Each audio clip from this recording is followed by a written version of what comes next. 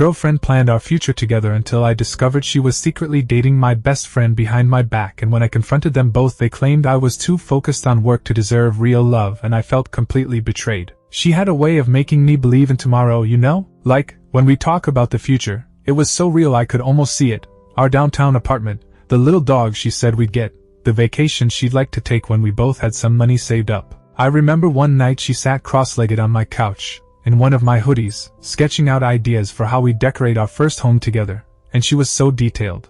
Like where we'd place the bookshelf, what color the drapes would be, even what kind of mugs we'd buy for coffee. I let myself trust her because why wouldn't I? When someone describes you a picture that clearly with that much warmth in their eyes, you don't think for a moment that maybe they're painting you into something that isn't there. And during all of this, she was explaining to me the entire time how much she appreciated how hard I worked, how my focus and intensity made her feel safe, how I was building something for us. I took that to heart. I busted my butt at work because I thought every late night, every overtime shift, every moment of exhaustion was an investment in what we were building together. I didn't see the cracks forming, or maybe I did not want to. The first time I saw that something was wrong was small, almost nothing. She stood me up on a Friday evening date we planned, said she was too tired, needed to remain at home. I took it. I did not ask questions since I get it. Sometimes you are simply not in the mood. Yet it occurred again, and again. And it was not like she went into hiding.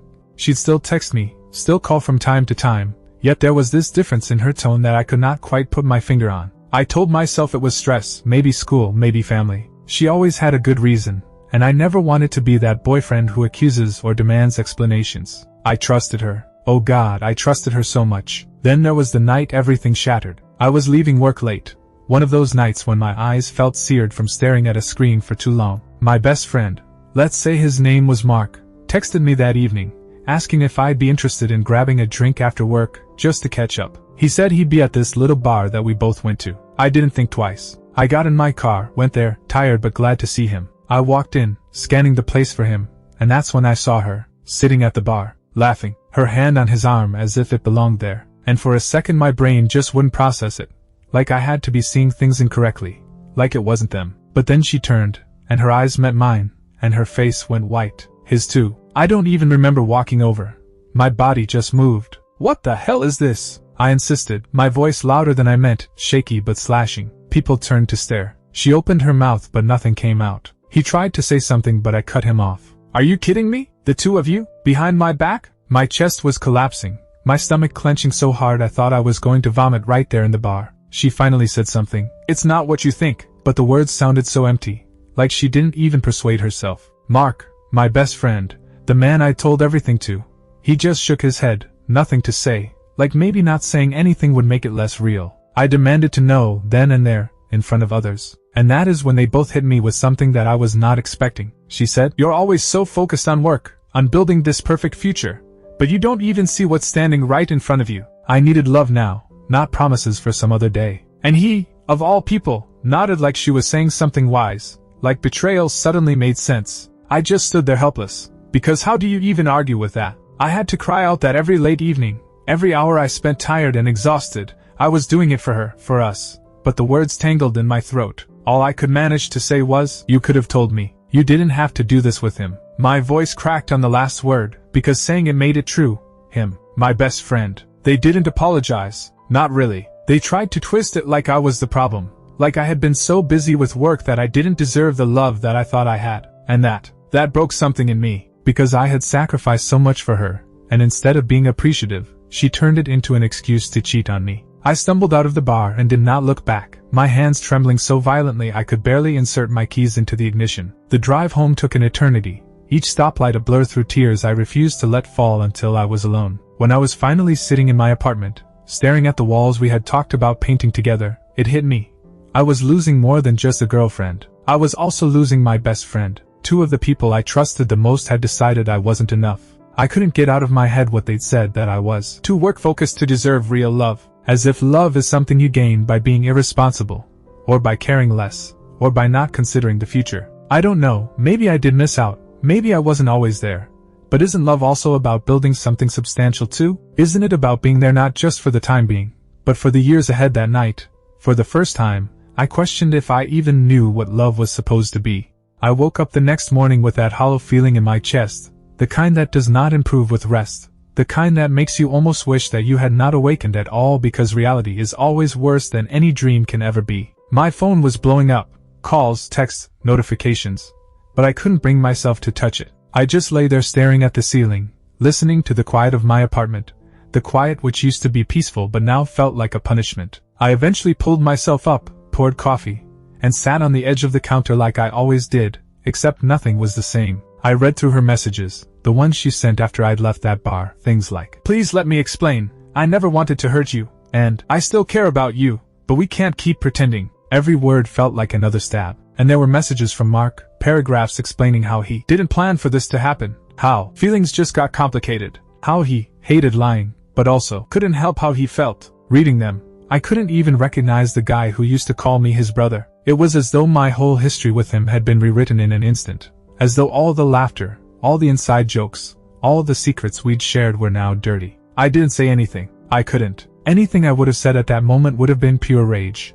And while I wanted to lash out, I didn't want to give them the joy of hearing me break. I spent that whole day in this peculiar haze, vacillating between anger and trauma, between the desire to shatter something and the desire to curl up and disappear. I could not stop thinking about the little things.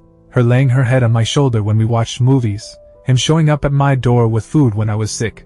And I hated that those things now had a different meaning. I hated that I couldn't even trust what had once been true anymore. Had she talked about our future with me while she was cheating on me with him? Had he laughed with me while knowing that he was betraying me? The questions circled and circled, and there were no answers that hurt any less. That weekend, I saw her again finally. She showed up on my doorstep uninvited, knocking softly like she still had the right to come in. I opened the door because something in me needed to hear her say it to my face, needed to know if she'd be capable of looking me in the eye after what she'd done. She stood there in the hoodie I got her months ago, her eyes red like she'd been crying, and for a half second my chest ached with the stupid desire to hug her. But then reality kicked back in, and all I could manage was, "Why?" she whispered. "I didn't mean for it to happen," and I almost laughed because what does that even mean? She said she was lonely, that I was always working, that she needed someone who made her feel alive in the moment. "You're great," she said, "but you're so concerned about tomorrow that sometimes I felt invisible today." And I just stood there silent,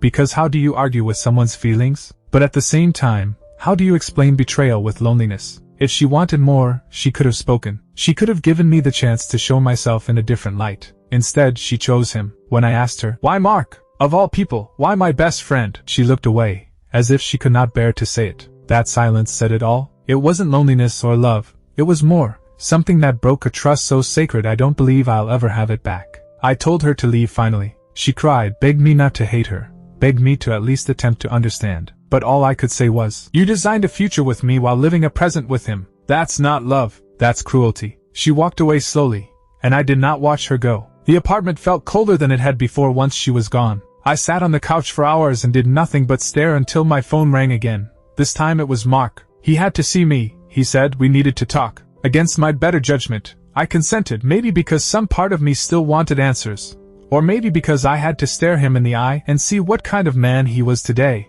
We met at a diner, one we would go to after late-night basketball games, and being across from him was surreal. He appeared anxious, fidgeting with his coffee cup, and when he did talk, it was the same old script. He never meant to hurt me, it just happened. He cared about both of us, he was confused. I asked him point blank, was it worth it? Losing our friendship? Losing me? And he didn't answer right away. He just gazed at the table, then whispered, "I don't know." That "I don't know" pained me more than if he had said yes, because it suggested my best friend didn't even think our bond was worth saving enough to be sure. I left that diner with this heavy truth. I couldn't fix this. I couldn't forgive them, not now, maybe never. The people I trusted most in the world had just shown me how fleeting trust can be. And yet, in the middle of all the anger, the most surprising thing was the sadness. I wasn't just mourning a relationship or a friendship.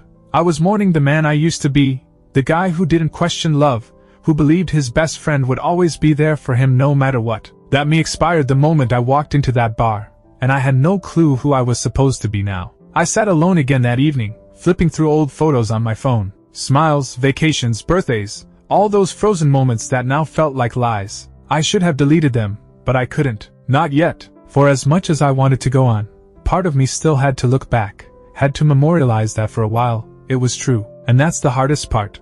Accepting that something can be so real, so tangible, and yet be built on a foundation of betrayal and lies. The next few days were like stumbling through a mist, as if I were moving but not existing, just passing from one empty ritual to another. Work became both blessing and curse. It gave me something to focus on, something to fill the hours. But every time I sat at my desk, I remembered her saying that I was too focused, and then something that had once made me proud suddenly seemed to be the very origin of having been dumped. I had questioned everything. Was I that blind, so engaged in building a future that I didn't live in the present? Or was that just a cop-out she used to soften the fact that her feelings had changed? I had started working late in the office not because I wanted to but because I couldn't handle the emptiness of coming back home to an apartment full of memories of her. I'd enter and see the blanket she had draped herself with when she had fallen asleep on the couch, the teacup she always went for, and it felt like her ghost took over the house, haunting me with what I felt we had. Nights were awful. Lying in bed, staring at the ceiling, my mind would retract every word, every laughter, every moment that we had together, and then defile it with that picture of her arm on his at the bar. Sleep never readily claimed me. It came in fragments and snippets, punctuated by bursts of fury and episodes of grief that I could not abate. Friends recognized that I was amiss, but I did not know how to broach it. How do you explain the two people who were at the center of your world choosing each other and not you? It was something out of a bad movie, not real life. So I kept it short, said I was just tired, just busy. Deep down, I was embarrassed, as if their betrayal was something about me. Maybe I wasn't good enough, not as a boyfriend, not as a friend, not even as a man. This shame stuck to me, heavy and unmovable. There were nights I'd take out my phone and almost text her, almost ask if she missed me, almost beg for some kind of explanation that would make it all less brutal. But I never sent it. Pride, maybe, or self-preservation. I did not know which. One night, though, I did something different. I grabbed my coat and just walked. No destination, no agenda, just yellow lamp-lit streets and the rumble of the cars in the distance. Cold, but the sting of air kept me awake, kept me alive. I ended up at a tiny park that we'd go to,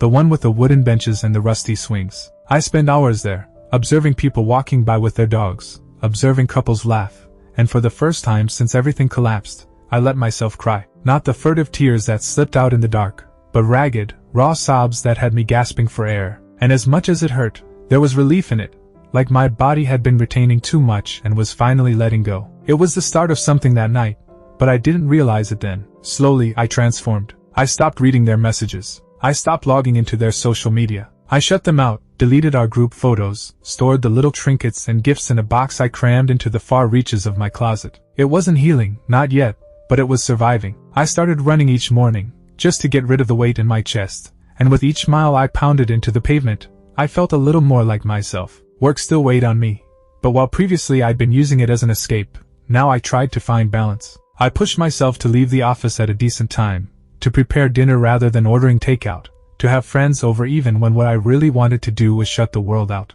One evening, my sister stopped by with groceries, unwanted as she usually was. She never asked me any questions, never asked for information, just prepared dinner and sat at the table watching me. She did look up once and say, "You know, you're not broken because they betrayed you. They're the ones who couldn't handle real love." And I remembered that. I repeated those words for days. Not broken, just betrayed. There was a discrepancy.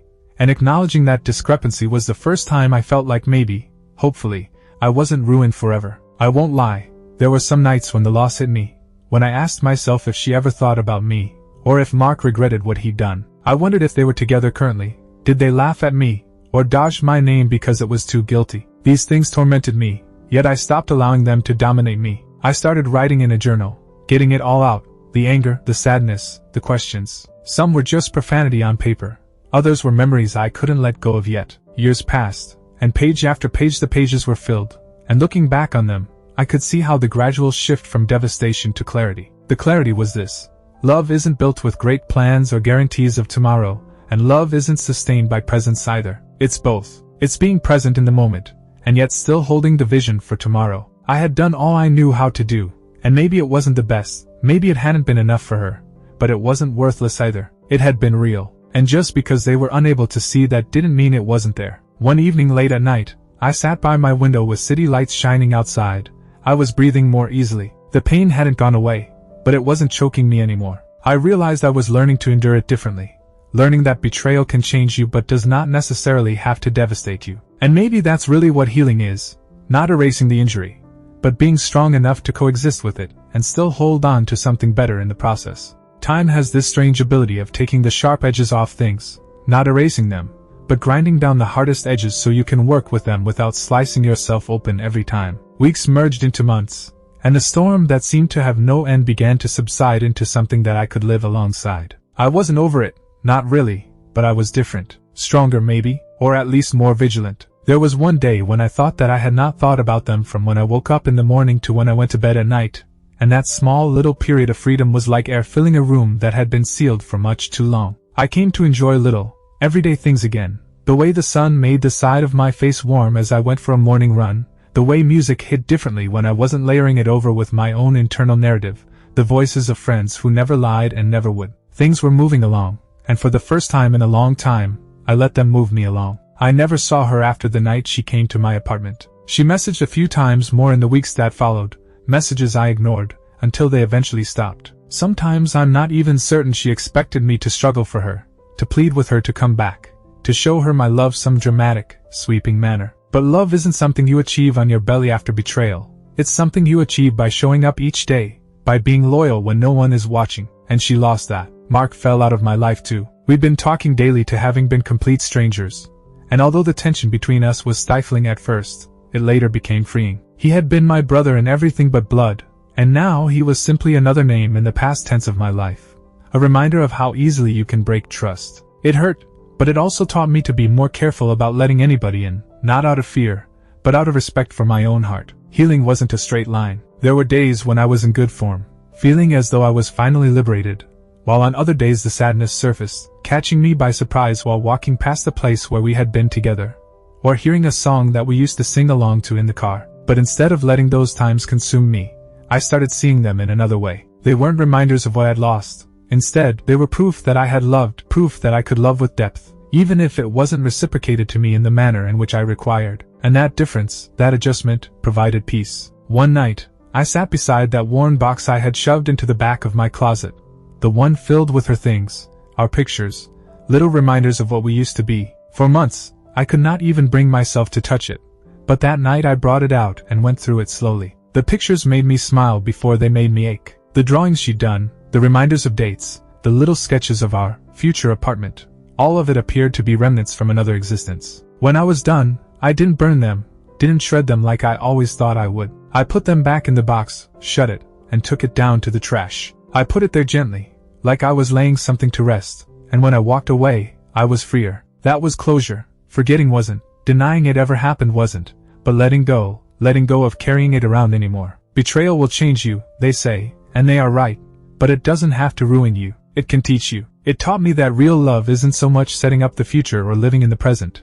It's balancing the two, the give and the take, the dedication to both. It taught me that friendship is valuable, and if someone is going to be so reckless with it, then they were never the kind of friend I believed them to be. And it made me realize that my worth isn't measured by another person's ability to be loyal. Their choices were irrelevant to me. I still believe in love. That might be crazy after everything that has happened, but I do. Because while what she gave to me was ultimately false, I know what I gave to her was, and that lets me love wholeheartedly, deeply, honestly. And one day, when the one entitled to it is ready, I'll love again, not blindly, not stupidly, but wide-eyed and with a harder heart. And this time, I'll be smart enough to be with someone who understands that love is not a question of sacrificing today for tomorrow. It's about building both, hand in hand. Today, when I look back, the pain no longer digs me under. It simply sits here quietly, like a scar, seen, yet no longer bleeding. A reminder of what I have been through, of the distance that I have traveled. Occasionally I catch myself wondering if they ever do think about me,